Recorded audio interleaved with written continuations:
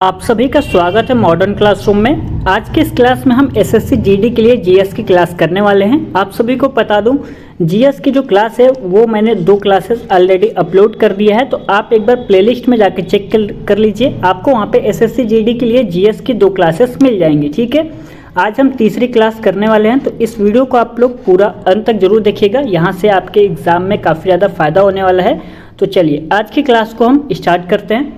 पहला क्वेश्चन हो जाएगा हमारा, कौन सा बाघ अभ्यारण्य कर्नाटक में स्थित नहीं है। ऑप्शन दिया हुआ है भद्रा, पेंच, दांडेली अंसी और नागरहोल। सबसे पहले हम ये देख लेते हैं कि कर्नाटक में कौन कौन से बाघ अभ्यारण्य स्थित है, तो इससे हमें आसानी हो जाएगी इस प्रश्न का आंसर समझने में। ठीक है, तो देखिए जो भद्रा है यह कर्नाटक में स्थित है। ठीक है, यहाँ पे मैं लिख देता हूँ कर्नाटक में स्थित है। पेंच यह एमपी और महाराष्ट्र की सीमा पर स्थित है। ठीक है, एमपी और महाराष्ट्र की सीमा पर स्थित है, नोट डाउन कर लीजिएगा।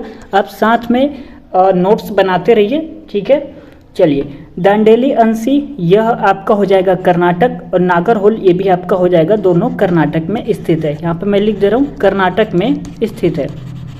कर्नाटक के 2 और लिख लीजिए, एक हो जाएगा आपका बांदीपुर, एक आपका हो जाएगा विलीगिरीरंगा,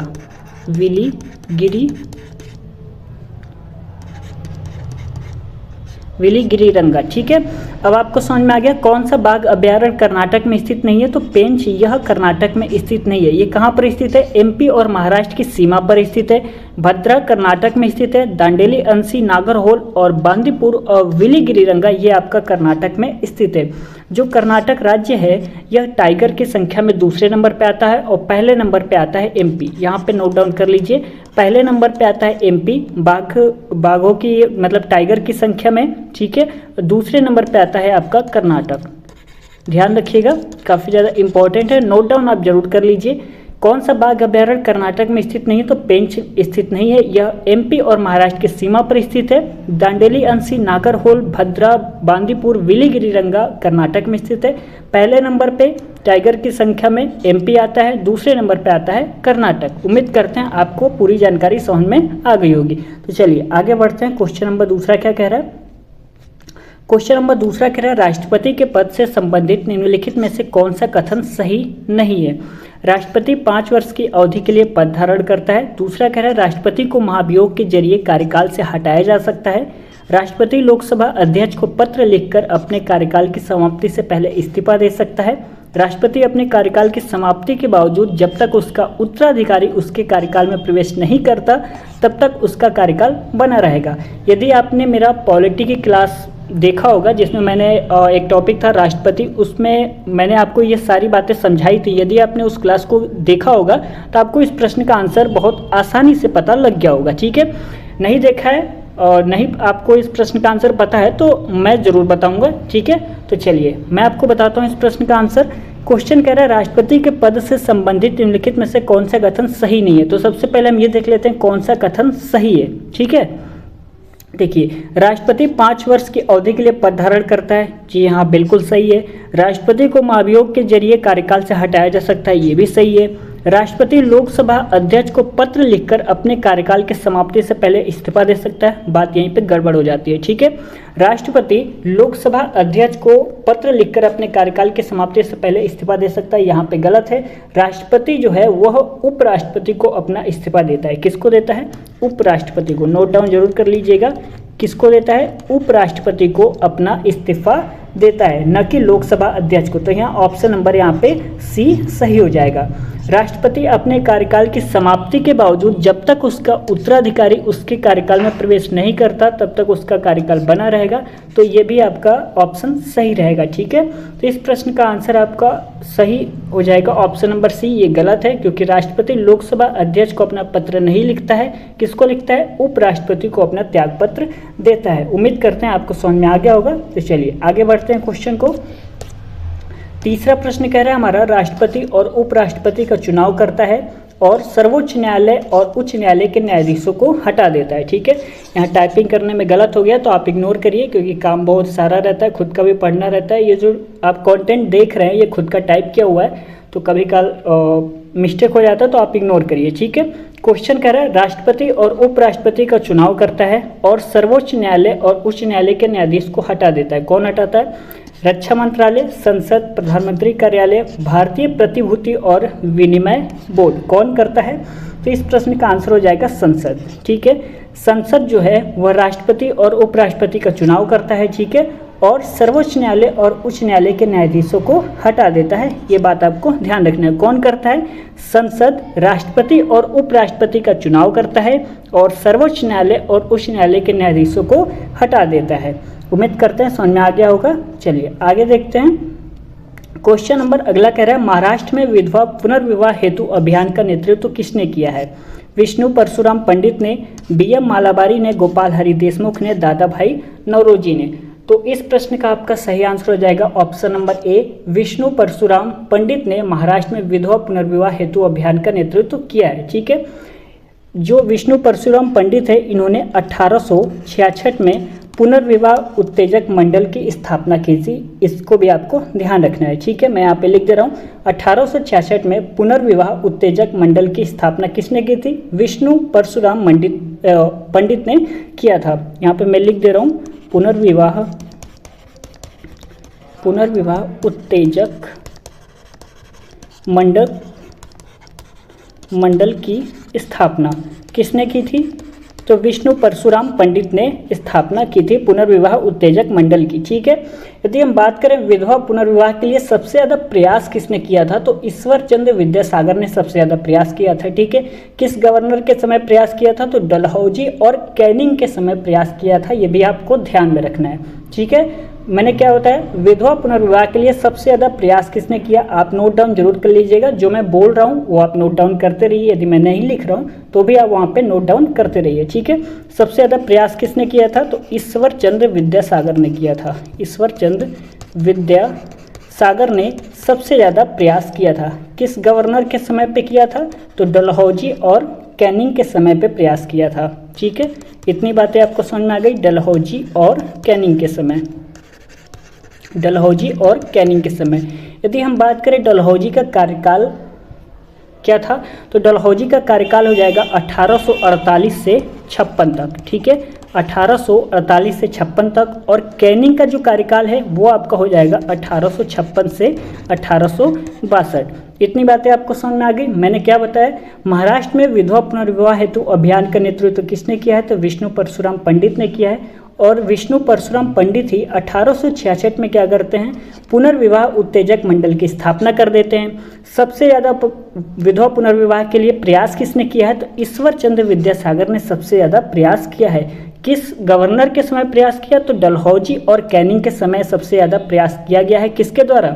ईश्वर चंद्र विद्यासागर जी के द्वारा किया गया है। यदि हम बात करें डलहौजी का कार्यकाल क्या था, तो 1848 से 1856 तक इनका कार्यकाल हो जाएगा, ठीक है। 1856 से 62 तक इनका कार्यकाल हो जाएगा। किसका? कैनिंग का, ठीक है। इतना बात आपको समझ में आ गया। देखिए जो डलहौजी हैं इनके कार्यकाल में ये जो विधवा पुनर्विवाह है यह पारित हुआ था और कैनिंग के समय में विधवा पुनर्विवाह का जो नियम था वो लागू हो गया था। इसको भी आप नोट डाउन कर लीजिएगा, जगह नहीं है तो मैं आपको बता दे रहा हूँ। डलहौजी के कार्यकाल के समय पारित हुआ था और कैनिंग के समय में विधवा पुनर्विवाह बिल्कुल लागू कर दिया गया था। उम्मीद करते हैं आपको पूरी बातें जो मैंने अभी तक बताई हैं वो आपको क्लियरली समझ में आ गया होगा। यदि समझ में आ गया है तो प्लीज़ इस वीडियो को लाइक जरूर कर दीजिए, क्योंकि आप लोग लाइक करना भूल जाते हैं, तो ऐसा मत किया करिए, ठीक है। चलिए आगे देखते हैं क्वेश्चन को। क्वेश्चन नंबर 15 कह रहा है हमारा, निम्नलिखित में से जीव विज्ञान के पिता कौन है? अरस्तु, चार्ल्स डार्विन, थियोफ्रास्टस या लिनियस? मैं आपको बता दूं जीव विज्ञान के पिता किसे कहा जाता है? तो अरस्तु को कहा जाता है, ठीक है। चलिए आगे हम बात करते हैं जो चार्ल्स डार्विन है और इन्हें किसका पिता कहा जाता है? तो आधुनिक जीव विज्ञान के पिता इनको कहा जाता है, ठीक है। मैं यहाँ पे लिख दे रहा हूँ आधुनिक जीव विज्ञान के पिता, आधुनिक जीव विज्ञान के पिता। थियोफ्रास्टस इन्हें वनस्पति विज्ञान का पिता कहा जाता है, वनस्पति विज्ञान का पिता कहा जाता है। लिनियस इन्हें आधुनिक वनस्पति विज्ञान का पिता कहा जाता है, आधुनिक वनस्पति विज्ञान का पिता कहा जाता है। इतनी बात आपको समझ में आ गई। अरस्तु जीव विज्ञान के पिता हो जाएंगे, चार्ल्स डार्विन आधुनिक जीव विज्ञान के पिता हो जाएंगे, थियोफ्रास्टस वनस्पति विज्ञान के पिता हो जाएंगे, लिनियस आधुनिक वनस्पति विज्ञान के पिता हो जाएंगे। लिनियस की बुक है वो काफ़ी ज़्यादा इंपॉर्टेंट है, उसको भी आपको ध्यान में रखना है। लिनियस की बुक कौन कौन सी हो जाएगी मैं आपको बता रहा हूँ। सिस्टेमा नेप्चुरी, स्पीसीज प्लांटेरम और जेनेरा प्लांटेरम, ये लिनियस की इंपॉर्टेंट बुक्स हो जाएंगी। यहाँ से आपके एग्जाम में प्रश्न पूछ लिया जाता है, तो मैं यहाँ पे नोट डाउन करा दे रहा हूँ, ठीक है। लिनियस की जो बुक है उसका नाम हो जाएगा सिस्टेमा नेप्चुरी। दूसरा हो जाएगा स्पीसीज प्लांटेरम और हो जाएगा आपका जेनेरा प्लांटेरम, ठीक है, जेनेरा प्लांटेरम। राइटिंग नहीं समझ में आ रहा है कोई बात नहीं, जो मैं बोल रहा हूँ उसको आप नोट डाउन कर लीजिए ध्यान से। लिनियस की मैंने बुक बता दी आपको, सिस्टेमा नेप्चुरी, स्पीसीज प्लांटेरम और जेनेरा प्लांटेरम, ठीक है।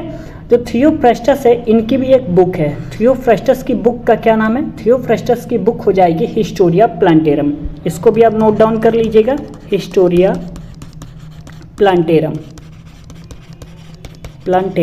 ये आपकी किसकी बुक हो जाएगी? थियोफ्रास्टस का, ठीक है। चलिए आगे हम बात करें तो जो चार्ल्स डार्विन है इनकी भी एक बुक है, चार्ल्स डार्विन, ठीक है। चार्ल्स डार्विन की एक बुक है जो अगले पेज पे हम पढ़ लेते हैं, ठीक है। चार्ल्स डार्विन यहाँ पे नोट डाउन कर लीजिए, चार्ल्स डार्विन। चार्ल्स डार्विन की बुक का नाम हो जाएगा on the origin of species, on the origin of species. इन्होंने एक थ्योरी दिया था, उस थ्योरी का क्या नाम है? थ्योरी का नाम है थ्योरी ऑफ इवोल्यूशन, यानी विकास का सिद्धांत, ठीक है। मैं यहाँ पे लिख दे रहा हूँ, थ्योरी ऑफ इवोल्यूशन यानी विकास का सिद्धांत। विकास का सिद्धांत किसने दिया था? तो चार्ल्स डार्विन ने दिया था। जंतु विज्ञान के पिता किसे कहा जाता है? तो अरस्तु को कहा जाता है, और अरस्तु की बुक हो जाएगी हिस्टोरिया एनिमेलिया, ये भी लिख लेते हैं यहाँ पे। जंतु विज्ञान के पिता, जंतु विज्ञान के पिता कौन हो जाएंगे? अरस्तु। जंतु विज्ञान के पिता कौन हो जाएंगे? अरस्तु। और इनकी बुक का क्या नाम हो जाएगा? हिस्टोरिया एनिमेलिया, ये बुक का नाम हो जाएगा, ठीक है। फिर इतना समझ में आ गया। चार्ल्स डार्विन, इनकी एक बुक है on the origin of species. इन्होंने एक थ्योरी दिया था जिसका नाम था थ्योरी ऑफ इवोल्यूशन यानी विकास का सिद्धांत। जंतु विज्ञान के पिता किसे कहा जाता है? अरस्तु को कहा जाता है, ठीक है। इनकी एक बुक का नाम है हिस्टोरिया एनिमेलिया। जो बुक्स हैं काफ़ी ज़्यादा इंपॉर्टेंट हैं, तो इसको आप ध्यान में जरूर रखिएगा, ठीक है। चलिए आगे हम बात कर लेते हैं। फादर ऑफ माइक्रोबायोलॉजी यानी सूक्ष्म जैविकी के पिता कौन है? तो एंटोनी वॉन ल्यूहोक, ये आपके पिता हो जाएंगे। तो ये भी नोट डाउन कर लेते हैं, जितने भी फैक्ट्स हैं साथ में लिखते चलते हैं, उसको छोड़ना नहीं है, ठीक है। फादर ऑफ माइक्रोबायोलॉजी यानी सूक्ष्म जैविकी, इसके पिता कौन हो जाएंगे? तो एंटोनी वॉन ल्यूहोक। बात करें फादर ऑफ जेनेटिक्स यानी आनुवांशिकी के पिता कौन हो जाएंगे? तो ग्रेगर जॉन मेंडल हो जाएंगे। इन्होंने मटर के पौधे पर प्रयोग किया था, किसका? आनुवांशिकी के लिए प्रयोग किया था। किस पर? मटर के पौधे पर प्रयोग किया था। और इन्होंने आनुवांशिकी के 3 नियम बताए थे। कौन कौन से नियम बताए थे वो अभी हम पढ़ लेंगे, तो पहले लिख लेते हैं फादर ऑफ जेनेटिक्स। पहले यहाँ पे लिख लेते हैं फादर ऑफ जेनेटिक्स यानी आनुवांशिकी।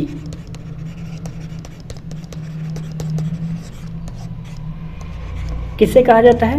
तो ग्रेगर जॉन मेंडल को कहा जाता है। इन्होंने मटर के पौधे पर प्रयोग किया था आनुवांशिकी के लिए, ठीक है। इन्होंने आनुवांशिकी के 3 नियम बताए। वो 3 नियम कौन कौन से हैं आइए नोट डाउन कर लेते हैं। उम्मीद करते हैं आपने जो मैंने ये पॉइंट लिखा है आपने नोट डाउन कर लिया होगा, तो इसको क्लियर करते हैं। आपको 3 नियम जल्दी से बता देते हैं। वो 3 नियम आपके कौन कौन से हैं, नोट डाउन करिए। पहला नियम आपका हो जाएगा प्रभाविता का नियम। कौन सा? प्रभाविता का नियम। पहला हो जाएगा प्रभाविता का नियम, दूसरा हो जाएगा पृथक्करण का नियम, पृथक्करण का नियम, और तीसरा हो जाएगा आपका स्वतंत्र अपव्यूहन का नियम। ठीक है, स्वतंत्र अपव्यूहन का नियम। ये आपके आनुवांशिकी के 3 नियम हो जाएगा। किसने बताया है? तो ग्रेगर जॉन मेंडल ने बताया है, और इन्होंने मटर के पौधे पर प्रयोग किया था। किसने किया था? ग्रेगर जॉन मेंडल ने, जिन्हें फादर ऑफ जेनेटिक्स यानी आनुवांशिकी के पिता कहा जाता है। फादर ऑफ माइक्रोबायोलॉजी यानी सूक्ष्म जैविकी के पिता किसे कहा जाता है? तो एंटोनी वॉन ल्यूहोक को कहा जाता है, मैंने आपको बता दिया। जंतु विज्ञान का पिता किसे कहा जाता है? मैंने अभी आपको बताया किसे कहा जाता है? अरस्तु को कहा जाता है। इनकी बुक का क्या नाम है? तो हिस्टोरिया एनिमेलिया, मैंने आपको अभी बताया। चार्ल्स डार्विन की बुक है, उसका नाम मैंने बताया on the origin of species. Theory क्या था? Theory of evolution. लिनियस की मैंने बुक बताया, जो कि काफ़ी ज़्यादा इंपॉर्टेंट है, पेपर में पूछ लिया जाता है, जब एग्जाम आता है तो वहाँ पे कभी कभी प्रश्न पूछ लिया जाता है। तो लिनियस की मैंने बुक क्या क्या आपको बताई थी? लिनियस की मैंने आपको बुक बताई थी सिस्टेमा नेप्चुरी, स्पीसीज प्लांटेरम, जेनेरा प्लांटेरम, ये मैंने बताया था। जो लिनियस हैं वह आधुनिक वनस्पति विज्ञान के पिता हो जाएंगे। ठीक है, थियोफ्रास्टस मैंने बताया था, तो वो आपके वनस्पति विज्ञान को हो जाएंगे। चार्ल्स डार्विन आधुनिक जीव विज्ञान के पिता हो जाएंगे। थियोफ्रास्टस की बुक मैंने बताई थी हिस्टोरिया प्लांटेरम। उम्मीद करते हैं आपको सारी बातें समझ में आ गई होंगी। तो प्लीज़ इस वीडियो को एक लाइक कर दीजिएगा, अपने दोस्तों में इस वीडियो को ज़्यादा से ज़्यादा शेयर करिएगा। जहाँ भी अपने व्हाट्सएप या टेलीग्राम ग्रुप पे व्हाट्सएप या टेलीग्राम पे जो भी एसटीडी का चैनल आपने ज्वाइन किया हुआ है, तो वहाँ पे इस वीडियो को शेयर कर दीजिएगा, और ऐसे वीडियोस पाने के लिए हमारे चैनल को सब्सक्राइब जरूर कर लीजिएगा। ठीक है, चलिए मिलते हैं अगले क्लास में, तब तक के लिए धन्यवाद।